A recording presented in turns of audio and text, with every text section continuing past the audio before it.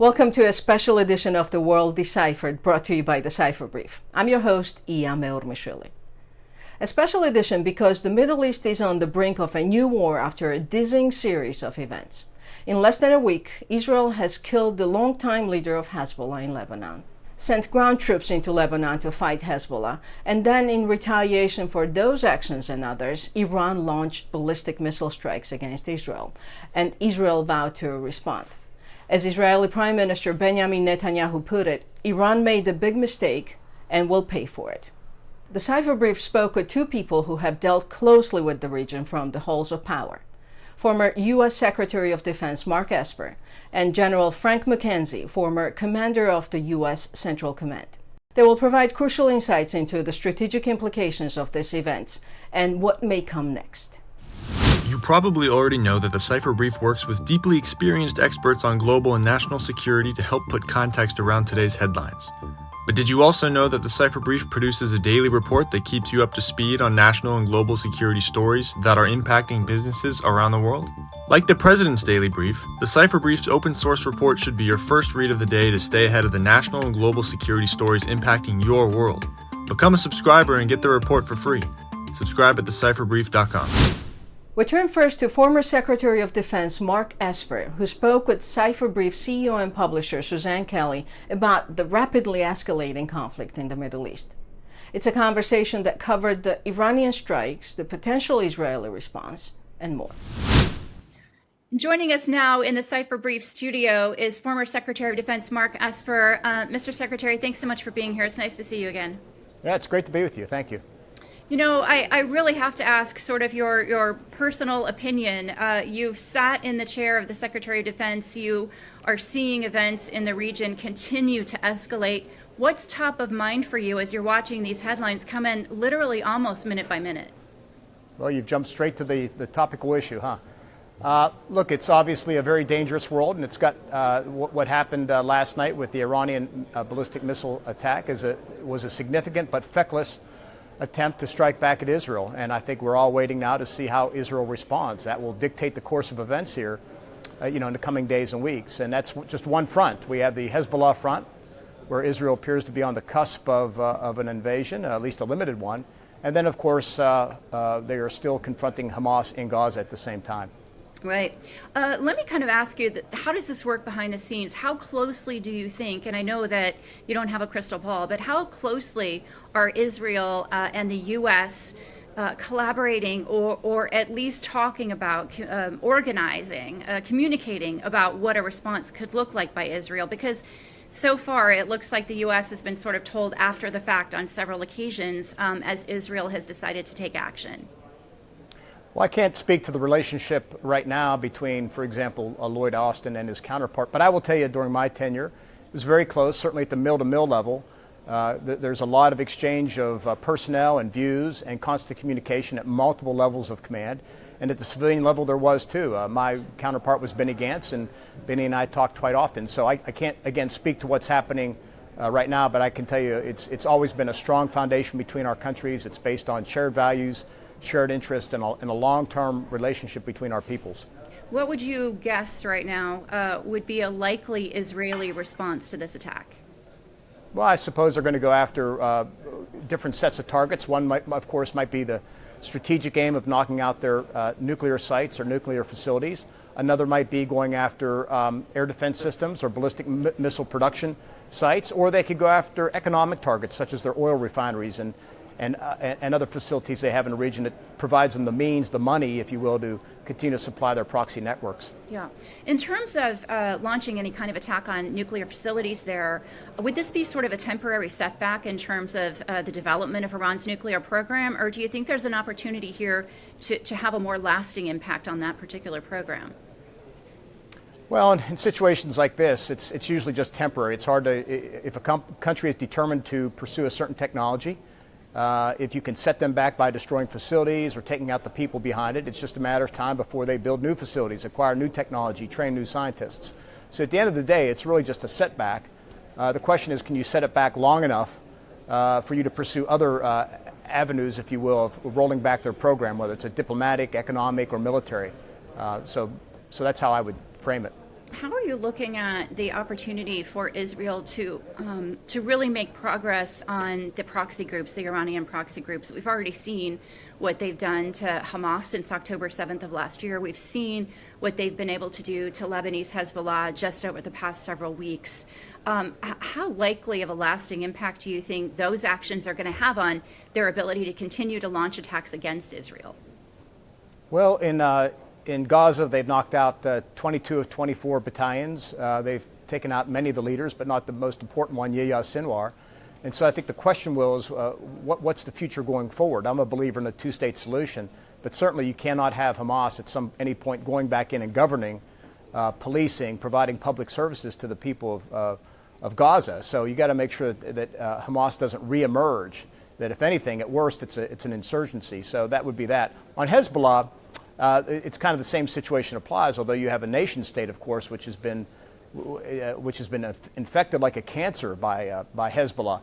And so the question will be, at the end of the day, can you get a return to the UN Resolution 1701 agreement that pushed Hezbollah, or supposed to push Hezbollah way off the border to the north, up along the Litani River. Of course, at the end of fighting in 2006, Israel lived up to its obligations, moved south, and Hezbollah never lived up to it. So it stood on a border, and that's why over the past 11 months they've been able to successfully attack Israeli villages, communities right along the border. And so the one option is you push them back north, you take out their long-range weapon systems, their leadership has already been decimated, and maybe you can get finally an agreement with UN peacekeepers and others to make sure that the border is maintained safe and free of Hezbollah. Yeah, it's a fascinating perspective. I think everyone's really waiting with bated breath to see what happens next. So escalation is the real issue between now and probably certainly the next several days. What might Iran do you think, if its nuclear sites were in fact targeted by Israel? Well, the question Iran has to ask itself is, if they attack again, what will Israel do? And we know that Iran does not want a full-fledged war with Israel, let alone Israel and the United States. So I think Iran here is on really tricky ground, a really uncertain ground. They no longer have a viable proxy in Hamas. Their proxy, their favored one, the crown jewel in their ring of fire, Hezbollah, has been decimated. The leadership is gone. They're on their back heels. And those were the two punches that Israel really packed. The third one, maybe the most important one that they own, were ballistic missiles, and those have been proven to be ineffective. So the question is, what is left for Iran to do? What punches can it throw back at Israel and the United States and other allies in the region? You know, I'm going to probably ask you a question no one's asked you yet, because we are looking at sort of a global connectivity among allies now that we have not seen in the past. So I really want to ask you, what are your thoughts, just stepping back a little bit, given your former role, about the new alliance sort of that's been growing over the last couple of years now between China, Russia, and Iran? Is that at all playing on your mind in terms of what's happening next? Are we wrong to focus only on the Middle East and not see those other connections? Well, we should not focus only on the Middle East. The partnership, I call it, is not just with China, Russia, and Iran, it's North Korea as well. And so what you see, this increased trade, the sharing of information, the kind of parallel collaboration between the two. You have North Korea providing rockets, missiles, and 155 millimeter ammunition to Russia. Russia, in exchange, is providing technology back to North Korea. We see the same trade going on between Russia and Iran. So Iran provides Russia with drones and ballistic missiles to shoot into Ukraine, and in exchange, Russia is selling air defense systems, maybe jet fighters, which would be a major step up, and space technology. And so this trade has to discontinue. China, for example, is providing dual-use items to Russia. In exchange, we fear that maybe Russia is providing advanced submarine technology. So you see this block of countries, the autocracies of the world, coming together, working as a block, certainly trading, currency flows, oil flows. Of course, once Europe cut off Nord Stream and Russia was forced to sell its gas elsewhere, where are they selling it? They're selling it to China. So that's what you see happening out there, and it's certainly a problem that we have to deal with. Yeah, I think you just really summed up a very complicated global environment in a very easier to understand way. Let me just finally ask you, what are you going to be looking for next in terms of what's happening in the region and any potential escalation that might be a wild card? Yeah, well, obviously, I think it'll be Israel's response, number one. Number two will be, what does Israel do with regard to Lebanon? Do they go in? I expect they will. But the question is, how do they go in? How long? What will happen? We still have Hamas out there and the hostages that are still being kept by Hamas, so we can't forget about them. I think the wild card out there is this. The people of Lebanon have been held hostage by Hezbollah now since, 1982, at least. And the question is, will at some point in time, will a window open for the people of Lebanon, the non-Hezbollah, Shias, Christians, Sunnis, etc., be willing to come together and push Hezbollah out, or at least suppress them as a political player they are within that country? The people of Lebanon deserve far better than what Hezbollah has been bringing on them for the last at least 20 years, since 2006, and here we go again in 2024. So that would be my hope as a wild card. Yeah. Former Secretary of Defense Mark Esper, it's always a pleasure to talk with you. Thanks so much for talking to us here at the Cipher Brief. Okay, thank you. The United States Central Command, or CENTCOM, is the American military command responsible for the Middle East, and it's where General Frank McKenzie served as top commander from 2019 to 2022. General McKenzie spent much of that time worrying about precisely the sort of conflicts and crises that are in play right now. He spoke with Cipher Brief managing editor Tom Nagorski about the options on the table for Israel, the limited options for Iran, and how and whether the United States might get involved. General McKenzie, thank you so much for your time and for being with us again at the Cipher Brief on what is really one of the more fraught moments, I think, in what has been a difficult time in the region. I wonder if we'll get to the way forward in a moment, but I'd be curious to know if you could share your assessment of what happened yesterday, the Iranian missile strikes, and was there anything in the strikes themselves or the defense that surprised you? Well, always good to be with you, Tom. Thanks for having me. I think the Iranian attack yesterday was a symbol of just how desperate Iran is right now. They've been pushed into a corner. Their major ally, Lebanese Hezbollah, is on its back foot, unable to coordinate an effective strike into Israel itself. Its leader gone and not coming back. So Iran's in a tough spot. So I think the decision to strike Israel yesterday was an act of desperation. Because they know not a lot has changed from the attack in April. And this was an attack larger in scale with ballistic missiles, but absent drones and land attack cruise missiles. Now, a lot of reasons why that could be, possibly to try to gain surprise, which they did not gain. And that's the only reason I can think of that they went with a purely ballistic missile attack. But I would assess, along with most of the people who've looked at the attack, largely a failure. An excellent example of Israeli effectiveness and U.S. assistance that deflected the attack almost completely. So you mentioned April, General, and for our audience, if they need any reminder, that's the only other time that there's been a major Iranian missile attack against Israel. And a lot of what you just said, I think you and others may have said in April. It was an attack that was large scale, very well defended, did little damage. And Iran sort of signaled afterwards, okay, we're done. Now, this gets us to the next steps because Israel, to use the phrase, I think it was President Biden's phrase at the time, took the win, having seen that there wasn't much damage, all the relative good news of the strike. It certainly looks like Israel is in no mood at the moment to take the win this time, and they've publicly said a big response may be coming. What's changed? Why the different response now? Well, I think that one of the key things is Lebanese Hezbollah is not in a position now to coordinate a major attack against Israel. That's obvious. If they were able to do that, they probably would have contributed to the attack last night. They did not. So that was always the main threat against Israel. It's never been Iranian missiles. What we saw last night, an initial volley of a little over 100 missiles and a possible second volley of a little over 100 missiles, that's about all Iran can shoot at any one time against Israel, because the missiles have to be placed on tractor erector launchers, taken to their launching site, and then launched. So Iran can't gain a larger volume of fire against Israel. So what we saw in April and a little more tonight is about an Iranian maximum effort against Israel. So now the situation is Iran has demonstrated their ineffectiveness twice. And I think, again, that reflects Iranian desperation. So now the Israelis, the question that confronts Israel is, as you said, are they going to take the win? But remember, in April, they took the win, but they did launch a counterattack against Iran. But it was carefully circumscribed, designed to show Israeli technological dominance and Israeli restraint. Now a much larger Iranian ballistic missile attack, and the images that we all saw of missiles being intercepted over the urban areas of Tel Aviv are certainly horrific. I don't think they can afford to turn the other cheek now. At the same time, I don't know that they need to go all in with a massive counterstrike. But here's the key thing. We always have said Iran typically owns the lower steps on the escalation ladder. Israel and the United States own all the higher steps on the escalation ladder. And that's where we are right now. I think the question is, the momentum and the initiative is all on Israel's side completely. How do they cash that in?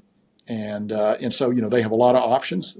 They can do just about what they want against Iran, not with impunity, but with great confidence. They could strike the nuclear program. They could strike oil production facilities. They could strike Iranian leadership, or they could do things less than that. And how they parse that decision. When I was thinking about this last night, I said, well, they'll wait till they see what happens with the battle damage assessment. Well, the battle damage assessment from the Iranian attack last night tells us the results were negligible. Not a lot of casualties, some casualties, but not a lot of casualties. So Israel has a full spectrum of options open to them. And I think that what they want to do is probably prevent another Iranian attack like that, to demonstrate to the Iranians that they're not going to be able to attack with impunity. That would argue for some form of an attack. And I believe there will be some form of an Israeli response. I don't think they're going to turn the other cheek. That's an interesting concept in game theory. It's not an actual practical policy in the Middle East. So I think they will actually do something. What it is, I don't know. The Israelis have kind of worked through that right now, even as they continue to prosecute a major campaign against Lebanese Hezbollah. So remember, as Israel looks at Iran, they're also conducting significant combat operations up to the north against Lebanese Hezbollah. So they will have to weigh that as they consider a possible response against Iran. General, you mentioned an escalation ladder in terms of Iran, the U.S., and Israel. Without going through every rung on that ladder, what's a low-end rung for an Israeli response, and what would be an example of maybe the highest end that they might go for? Tom, a low-end response would be something akin to what they did in April. Go in, operate along the Tehran-Esfahan corridor, go in a way that strikes lightly at some targets just to demonstrate your ability to do so, something that continues the narrative of Israeli technological superiority. I think that's very important, has a very deterring effect. So I think that would be the low end of things. Then you could look at perhaps limited strikes against some oil infrastructure targets. I think that's certainly possible. You could look at strikes against some of the command structures associated with it. Apparently the Iranians were trying to strike Mossad headquarters. I think that would put every Iranian intelligence organization, make them vulnerable to an Israeli strike. You could go against them. So those are things at the middle level, and at the higher level, you could go against the nuclear program. I think that's a very, very difficult target. A very difficult target. It would be a very difficult target for the United States. It would be a very difficult target for Israel. It would require a vast expenditure of resources, and I'm not sure how clear the gain would be. Frankly, that's just my judgment. And I've studied that problem a long time, so I speak as an expert on it. And then you could consider leadership targets. I don't think they would consider that, but I don't know. So that's sort of the rising ladder. But here's the thing. All of these options are open to Israel. Initiative right now is squarely on Israel's side. Iran looks weak, ineffective. They don't have a lot. They can't. If Israel hits them again, the Iranians aren't going to come back with some crushing attack, as they said. They can't do better than they did last night with their ballistic missiles. They can launch drones, they can launch cruise missiles, but they were defeated in the last attack in April. They could call upon their proxies in the region to attack U.S. forces in Iraq and Syria. That is possible that Iran could do in response. And then they could choose to attack their Arab neighbors along the southern end of the Arabian Gulf. They would have more effect with their missiles against those targets, but that would widen the war and certainly not to Iran's benefit. So widening the war, the whole prospect or specter of a wider war has loomed. It's been something written about and worried about really since last October 7th, if not longer. And now, the phrase uncharted territory is being used often. You, more than most, General, have probably worried about it yourself when you were running CENTCOM. Help us to understand what that might look like. What does wider war mean in this context? Well, I would argue, Tom, perhaps we're in the wider war now. If your country's been attacked by 200 ballistic missiles and you're an Israeli citizen, you probably say, well, jeepers, this is a wider war. We continue to redefine what a wider war is as each step is crossed. I think we entered a period of wider war back in April when Iran attacked Israel directly. I think we've been in that period since then, and I think it's only growing. So I think you would see more Iranian attempts to strike at metropolitan Israel. I think you'll see them try to bring in their proxies. I think you'll try to see them bring in Lebanese Hezbollah, although, again, I'm not sure Lebanese Hezbollah can coordinate an attack on Israel right now. All of these things will happen. The Houthis will jump in, although their ability to attack Israel is quite limited. Their ability to close the Bab el-Mandeb, significant. Their ability to strike Israel, quite limited. So that's what you'd see from the Iranian side. Israel has a lot more options. They have a lot more combat capability that they could deploy against Iran, and they could choose to do that. They could go after some of the targets we've mentioned, oil infrastructure targets, nuclear targets, government infrastructure targets, and, of course, leadership itself. And can the Israelis prosecute and sustain what effectively now are three wars or three fronts in Gaza, in Lebanon, and against Iran, potentially? I would argue that they can. They've had great success in Lebanon. But remember, Tom, the key metric for Israel and Lebanon needs to be they've got to stop the attacks against the northern tier of Israeli kibbutzes, cities, and villages. They've got to prevent Lebanese Hezbollah from continuing these relatively low-tech rocket attacks that have pushed 70 to 80,000 Israeli citizens south. That's the metric of success in that war. And they have not yet achieved it. And I suspect they will, but it's going to require putting ground forces into Lebanon, which they have done. And I've already seen some casualty reporting on Israeli casualties there. So those Israeli casualties are going to grow as they go north. It will not be an air war, a fires war, as we saw early on in this campaign. Now your infantry, armor, artillery, the guys they're going to have to, the men and women, they're going to have to get very close to the enemy, now have a role to play in the fight. Mm-hmm. So last question for you, General, and it's odd that we're coming to the country we have spoken about the least here, which is our own. So we know that the United States has a very large force posture in the region and has for some time. We had a warning, it's not even 48 hours ago, from Secretary Austin that, and I think Jake Sullivan yesterday, that this wouldn't go unanswered. We heard that before, we heard it afterwards. From an American standpoint, what do you foresee in terms of the United States' role in any response and whatever happens going forward? Tom, our intelligence relationship with Israel is broad and deep. I'm sure we're sharing intelligence information.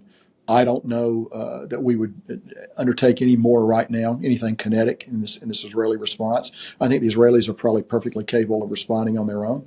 I think we are committed to the defense of Israel. We saw that last night. U.S., what we call BMD shooters, those destroyers down in the Eastern Med, fired very effectively against some of those ballistic missiles that were striking Israel.